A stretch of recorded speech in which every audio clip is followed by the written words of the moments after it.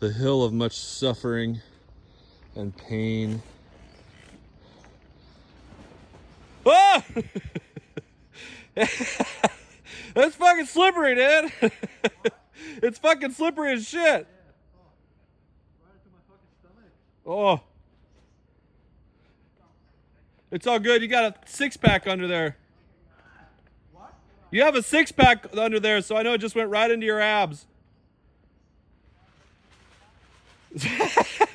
Like a fucking chimp shaking the tree, dude.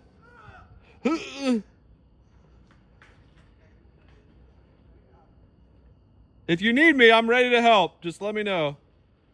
I'll let you suffer alone for a minute. Burn some calories. It's a very steep, rocky, loose kind of, and it's wet right now, so it's sometimes it's mud like right there, but it's got some rocks mixed in, but makes your back end just go everywhere.